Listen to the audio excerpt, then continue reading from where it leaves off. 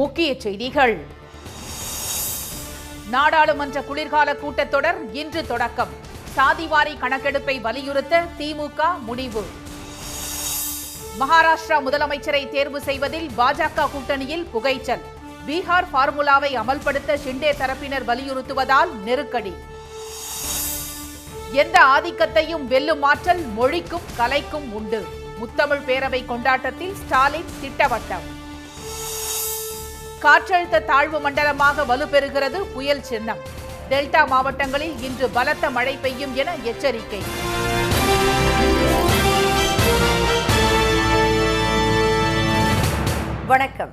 வணக்கம். நாடாளுமன்ற குளிர்கால கூட்டத்தொடர் இன்று தொடங்க உள்ள நிலையில் அதானி விவகாரம், மணிப்பூர் கலவரம் உள்ளிட்ட பிரச்சனைகளை எழுப்ப எதிர்க்கட்சிகள் திட்டமிட்டுள்ளதால் கூட்டத்தொடரில் அனல் பறக்கும் என தெரிகிறது. அடுத்த மாதம் 20ஆம் தேதி வரை நடக்கவுள்ள இந்த தொடரில் வக்ஃபு வாரிய சட்ட திருத்த மசோதா உள்ளிட்ட 16 மசோதாக்களை தாக்கல் செய்ய மத்திய அரசு திட்டமிட்டுள்ளது. ஒரே நாடு ஒரே தேர்தல் திட்டத்தை பிரதமர் திரு மோடி தீவிரமாக ஆதரித்து வரும் நிலையில் அது தொடர்பான மசோதா மத்திய அரசின் பட்டியலில் இடம்பெறவில்லை. எனினும் இந்த மசோதாவும் குளிர்கால கூட்டத்தொடரில் கொண்டுவர வாய்ப்பு இருப்பதாக கூறப்படுகிறது. அதே சமயம் இக்கூட்டத்தொடரில் அதானி, மணிப்பூர் விவகாரத்தை எழுப்ப எதிர்க்கட்சிகள் திட்டமிட்டுள்ளன. ஏற்கனவே இந்திய பங்கு மற்றும் பரிவர்த்தனை வாரியம் செபிக்கும் அதானி குழுமத்திற்கும் ரகசிய உறவு இருப்பதாக காங்கிரஸ் தொடர்ந்து குற்றம் சாட்டி வரும் நிலையில் சூரிய ஒளி மின்சக்தி திட்டங்களை பெற இந்திய அதிகாரிகளுக்கு 2100 கோடி ரூபாய் அதானி குழுமம் லஞ்சம் தந்திருப்பதாக அமெரிக்க நீதிமன்றம் பிடிவாரண்ட் பிறப்பித்துள்ளது. அந்த குழுமத்தினர் குற்றச்சாட்டை மறுத்துள்ள நிலையில் இந்த விவகாரம் இந்திய அரசியலில் பெரும் புயலை கிளப்பியுள்ளது. இந்நிலையில் குளிர்கால கூட்டத்தொடரை சுமூகமாக நடத்துவது குறித்து விவாதிக்க டெல்லியில் நேற்று அனைத்து கட்சி கூட்டத்திற்கு அழைப்பு விடுக்கப்பட்டிருந்தது. இதில் பங்கேற்ற திமுக நாடாளுமன்ற குழு தலைவர் திரு TR பாலு சாதிவாரி கணக்கெடுப்பு, அதானி விவகாரம் உள்ளிட்ட பல்வேறு பிரச்சனைகளை எழுப்ப எதிர்க்கட்சிகள் திட்டமிட்டுள்ளதாக கூறினார். ஒரு 10-11 பிரச்சனைகளை மட்டும் எடுத்து வைத்திருக்கிறோம். முதலில் கேஷ் சென்சஸ், ஜாதிவாரி கணக்கெடுப்பு இந்தியாவில் நீண்ட காலமாகவே அது கிடப்பில் போடப்பட்டிருக்கிறது. அது உடனடியாக எடுக்கப்பட வேண்டும். ஆனால் நம்முடைய மாநிலத்தை பொறுத்தவரை நீட் தேவையில்லை என்று பலமுறை சொல்லி கூட மத்திய ஒன்றிய அரசு இது பற்றி கொஞ்சம் கூட கவலைப்படாமல் இருந்து கொண்டிருக்கிறது. மகாராஷ்டிரா, ஜார்க்கண்ட் மாநில தேர்தல் முடிவுகள் வெளியான ஒரு நாளைக்கு பிறகு நாடாளுமன்றம் கூட இருப்பதால் இன்றைய முதல் நாளில் இருந்தே இரு அவைகளிலும் அனல் பறக்கும்.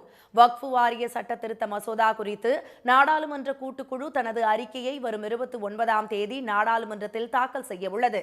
இந்த அறிக்கை சமர்ப்பிப்பதற்கான காலக்கெடுவை நீட்டிக்க வேண்டும் என குழுவில் இடம்பெற்றுள்ள எதிர்க்கட்சி எம்பிக்கள் வலியுறுத்தியுள்ளனர்.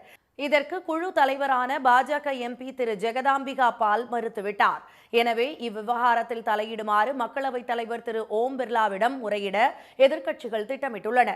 தமிழக மீனவர்கள் பிரச்சினை, மதுரை எய்ம்ஸ் மருத்துவமனை, பள்ளி கல்விக்கான நிதி நிலுவை குறித்தும் விவாதிக்க இருப்பதாக திமுக MPக்கள் கூறினர். GST வரி, செஸ் வரி குறித்தும் பிரச்சினை எழுப்ப உள்ளதாகவும் அவர்கள் தெரிவித்தனர். மகாராஷ்டிராவில் பாஜக தலைமையிலான மகாயுதி கூட்டணி ஆட்சியை தக்க வைத்துக் கொண்டாலும் அடுத்த முதலமைச்சர் யார் என்பதில் கூட்டணி கட்சிகளுக்கு இடையே புகைச்சல் உருவாகி இருப்பது சிக்கலை ஏற்படுத்தியுள்ளது. அந்த மாநிலத்தில் மொத்தமுள்ள 288 தொகுதிகளுக்கு நடைபெற்ற சட்டப்பேரவைத் தேர்தலில் பாஜக தலைமையிலான மகாயுதி கூட்டணி 235க்கும் மேற்பட்ட தொகுதிகளை கைப்பற்றி அமோக வெற்றி பெற்றுள்ளது. பாஜக போட்டியிட்ட 148 தொகுதிகளில் அந்த கட்சி 132இல் வெற்றி பெற்று தனிப்பெரும் கட்சியாக உருவெடுத்துள்ளது. கூட்டணி கட்சிகளான ஷிண்டே சிவசேனா 57 இடங்களிலும், அஜித் பவார் கட்சி 41 இடங்களிலும் வெற்றி பெற்றுள்ளன.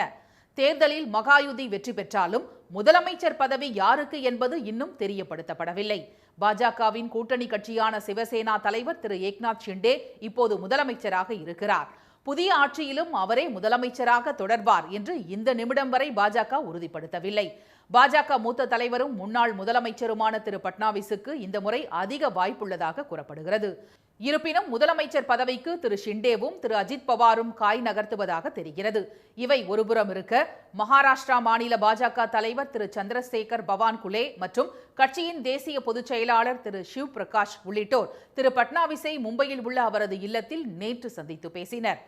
இதனிடையே தேசியவாத காங்கிரஸ் கட்சி சட்டப்பேரவை தலைவராக திரு அஜித் பவாரும் சிவசேனா சட்டப்பேரவை கட்சி தலைவராக திரு ஷிண்டேயும் நேற்று தேர்வு செய்யப்பட்டனர். இந்நிலையில் முதலமைச்சர் யார் என்பதை முடிவு செய்யும் பொறுப்பு பாஜக மேலிடத்துக்கு வழங்கப்பட்டுள்ளதாகவும் இதுகுறித்து பிரதமர் திரு நரேந்திர மோடியும் உள்துறை அமைச்சர் திரு அமித்ஷா ஆகியோர் தீவிர ஆலோசனை நடத்தி வருவதாகவும் முதலமைச்சர் யார் என்பது குறித்து இன்று அறிவிப்பு வெளியாகும் எனவும் பாஜக வட்டாரங்கள் தெரிவிக்கின்றன. பாதுகாப்பு அமைச்சர் திரு ராஜ்நாத் சிங் மேலிட பார்வையாளராக நியமிக்கப்பட்டுள்ள நிலையில் புதிய முதலமைச்சர் யார் என்பதை அவர் தீர்மானிப்பார் என கட்சி வட்டாரங்கள் கூறின. மறுபுறம் பீகார் பார்முலாவை அமல்படுத்த திரு ஷிண்டேவின் ஆதரவாளர்கள் நெருக்கடி தருவதாக தெரிகிறது. அதாவது பீகார் சட்டப்பேரவை தேர்தலில் பாஜக 82 இடங்களில் வெற்றி பெற்று தனிப்பெரும் கட்சியானது. இருப்பினும் 45 இடங்கள் மட்டுமே பெற்ற ஐக்கிய ஜனதா தளம் கட்சியின் தலைவர் திரு நிதிஷ்குமார் முதலமைச்சரானார். இதே பாணியில் திரு ஷிண்டே மீண்டும் முதலமைச்சராக்கப்பட வேண்டும் என்று அவரது ஆதரவாளர்கள் வலியுறுத்தி வருவதால் சிக்கல் நீடிக்கிறது. எந்த ஆதிக்கத்தையும் வெல்லும் ஆற்றல் மொழிக்கும் கலைக்கும் உண்டு என முதலமைச்சர் திரு மு.க. ஸ்டாலின் தெரிவித்துள்ளார். மறைந்த முன்னாள் முதல்வர் கலைஞரால் தொடங்கி வைக்கப்பட்ட முத்தமிழ் பேரவையின் 50ஆம் ஆண்டு பொன்விழா கொண்டாட்டம் சென்னையில் நேற்று நடைபெற்றது. விழாவில் சிறப்பு விருந்தினராக பங்கேற்ற திரு ஸ்டாலின் நடிகர் சத்யராஜுக்கு கலைஞர் விருது, நாதஸ்வர இசைக்கலைஞர் திரு திருப்பாம்புரம் TKS மீனாட்சி சுந்தரத்துக்கு ராஜரத்னா விருது, கவிஞர் ஆண்டாள் பிரியதர்ஷினிக்கு இயல் செல்வம் விருது, முனைவர் திருமதி காயத்ரி கிரீஷுக்கு இசை செல்வம் விருது, திருக்கடையூர் திரு TS உமாசங்கருக்கு நாதஸ்வர செல்வம் விருது, சுவாமிமலை திரு C குருநாதனுக்கு தவில் செல்வம் விருது, முனைவர் திரு சோமசுந்தரத்துக்கு கிராமிய கலைச்செல்வம் விருது, நாட்டிய கலைஞர் திருமதி பார்வதி ரவி கண்டசாலாவுக்கு நாட்டிய செல்வம் விருது வழங்கி கௌரவித்தார். அப்போது பேசிய முதலமைச்சர், எங்கும் தமிழ் எதிலும் தமிழ் என்பது நம் முழக்கம். அந்த வரிசையில் இசையிலும் தமிழ் ஒலிக்கணும், செழிக்கணும். இடையில் சாதி மதம் என்ற அந்நிய மொழிகளில் பண்பாட்டு தாக்குதல்கள் நடந்தாலும் எல்லாத்தையும் தாங்கி தமிழும் தமிழினமும் தமிழகமும் நின்று நிலைக்க தமிழின் வலிமையும் நம் பண்பாட்டின் சிறப்பும் தான் காரணம் என கூறினார். எங்கும் தமிழ் எதிலும் தமிழ் என்பது நம் முழக்கம். அந்த வரிசையில் இசையிலும் தமிழ் ஒலிக்கணும், செழிக்கணும். இடையில சாதி மதம்னு அந்நிய மொழிகள் மூலமாக பல்வேறு பண்பாட்டு தாக்குதல் நடந்தாலும் எல்லாத்தையும் தாங்கி தமிழும் தமிழினமும் தமிழ்நாடும் நின்று நிலைக்க தமிழின் வலிமையும் நம்ம பண்பாட்டின் சிறப்பும் தான் காரணம். எந்த ஆதிக்கத்தையும் வெல்லும் ஆற்றல் மொழிக்கும் கலைக்கும் உண்டு. அந்த ரெண்டையும் கண்போல காக்கணும். முன்னதாக முத்தமிழ் பேரவையின் பொன்விழா ஆண்டு மலராக எழுத்தாளர் துமிலன் எழுதிய திருவாவடுதுறை TN ராஜரத்தினத்தின் வாழ்க்கை சரிதம் நூலை முதலமைச்சர் வெளியிட்டார். அதன் முதல் பிரதியை TN ராஜரத்தினத்தின் புதல்வி திருமதி வனஜா சுப்பிரமணியம் பெற்றுக்கொண்டார். தமிழ்நாட்டில் இன்று முதல் 5 நாட்களுக்கு கன முதல் மிக கனமழை பெய்ய வாய்ப்புள்ளதாக சென்னை வானிலை மையம் தெரிவித்துள்ளது. வடகிழக்கு பருவமழை தீவிரமடைந்ததை அடுத்து வங்கக்கடலில் அடுத்தடுத்து வளிமண்டல சுழற்சிகள் உருவாகி வருகின்றன. இதன் காரணமாக மாநிலம் முழுவதும் பரவலாக மழை பெய்து வருகிறது. இதனால் பல இடங்களில் நீர்பிடிப்பு பகுதிகள் கணிசமாக நிரம்பியுள்ளன. இந்நிலையில் நேற்று உருவான ஆழ்ந்த காற்றழுத்த தாழ்வு பகுதி வங்கக்கடலின் மத்திய பகுதியில் தாழ்வு மண்டலமாக இன்று வலுவடையும் என சென்னை வானிலை மையம் தெரிவித்துள்ளது. இது வடமேற்கு திசையில் தமிழகம், இலங்கை கடற்கரை பகுதிகளை நோக்கி நகரக்கூடும் என்றும் கணிக்கப்பட்டுள்ளது. இதன் காரணமாக மயிலாடுதுறை, நாகை, தஞ்சை, திருவாரூர் மாவட்டங்களில் இன்று மிக கனமழைக்கான ஆரஞ்சு எச்சரிக்கையும், கடலூர், விழுப்புரம், அரியலூர், சிவகங்கை, புதுக்கோட்டை, ராமநாதபுரம் ஆகிய 6 மாவட்டங்களில் கனமழைக்கான மஞ்சள் எச்சரிக்கையும் விடுக்கப்பட்டுள்ளது. டெல்டா மாவட்டங்களில் நாளையும் அதற்கு அடுத்த நாட்களில் மிக கனமழை பெய்ய வாய்ப்பிருப்பதாக தெரிவிக்கப்பட்டுள்ளது. சென்னை, செங்கல்பட்டு, காஞ்சிபுரம் மாவட்டங்களில் வரும் 27, 28 மற்றும் 29ஆம் தேதிகளில் கனமழை பெய்யும் என்றும் வானிலை மையம் தெரிவித்துள்ளது. பணியிடங்களில் பெண்களுக்கு எதிரான பாலியல் தொல்லைகளை தடுப்பதற்கான விதிமுறைகளை உருவாக்குமாறு தமிழக அரசுக்கு உயர்நீதிமன்றம் உத்தரவிட்டுள்ளது. பணியிடங்களில் பாலியல் தொல்லையை தடுக்க கோரி உயர்நீதிமன்ற மதுரை அமர்வில் பலர் மனு தாக்கல் செய்திருந்தனர். இந்த மனுக்களில் அரசு மற்றும் தனியார் நிறுவனங்களில் பணிபுரியும் பெண்களுக்கு பாலியல் தொல்லைகள் அளிக்கப்படுவது அதிகரித்து வருவதாக கவலை தெரிவித்திருந்த அவர்கள் பணியிடங்களில் பெண்களுக்கு பாலியல் தொல்லை அளிப்பவர்களுக்கு கடும் தண்டனை வழங்க உத்தரவிட கோரியிருந்தனர். இந்த மனுக்களை விசாரித்த நீதிபதி திருமதி மஞ்சுளா, பெண்கள் அதிக எண்ணிக்கையில் வேலைக்கு செல்ல தொடங்கியிருப்பது வரவேற்கத்தக்கது என கூறினார். வேலைக்கு செல்லும் பெண்கள் வேலையையும் குடும்பத்தையும் சேர்த்து பராமரித்து வருவதில் பல்வேறு இடர்பாடுகளை சந்தித்து வருவதாக தெரிவித்த அவர், இந்த சூழலில் பணிபுரியும் இடங்களில் பெண்களுக்கு பாலியல் தொல்லை அளிப்பது அவர்களின் கனவுகளை சிதைத்துவிடும் என்று கூறினார்.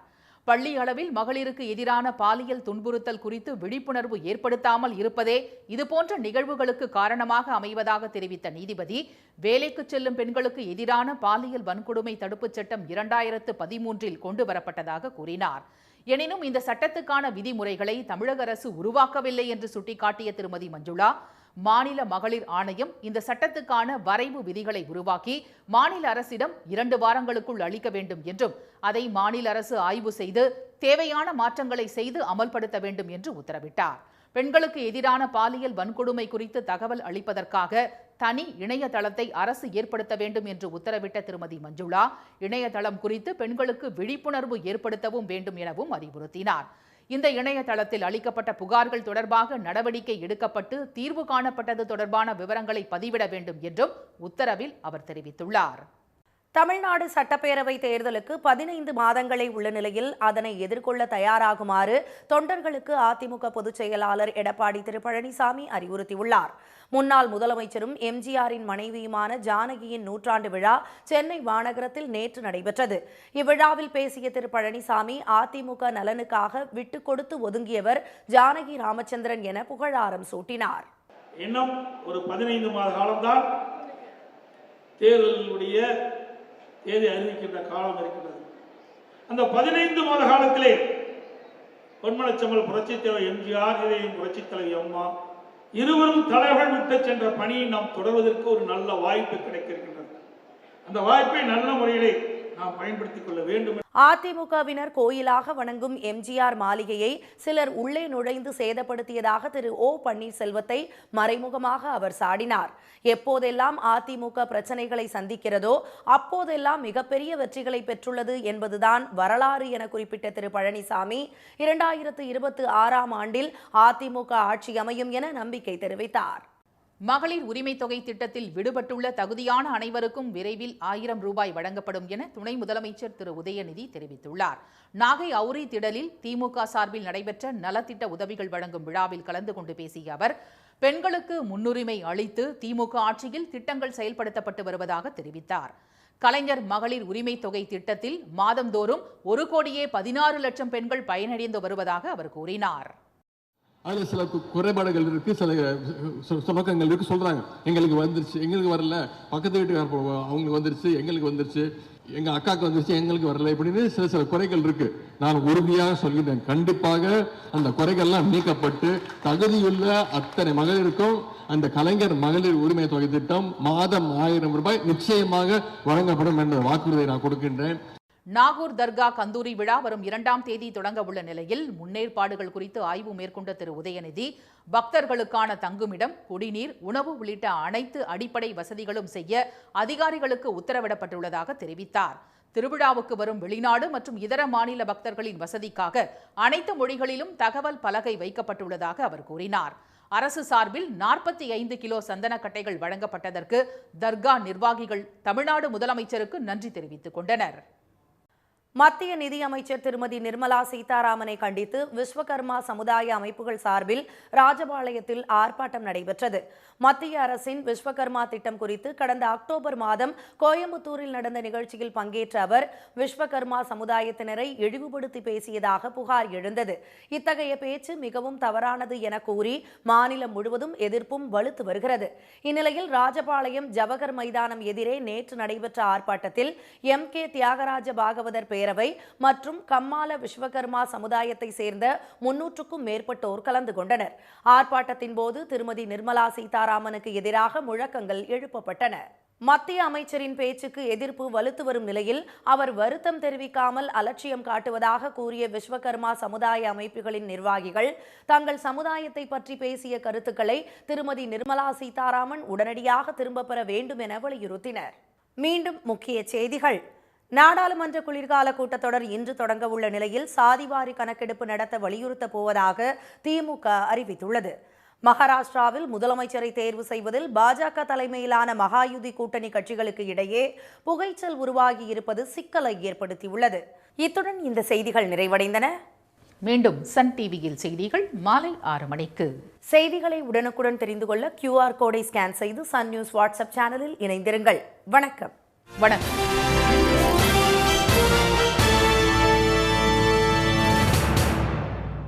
உடனுக்குடன் செய்திகளை தெரிந்து கொள்ள சன் நியூஸ் பெல் ஐகானை கிளிக் பண்ணுங்க.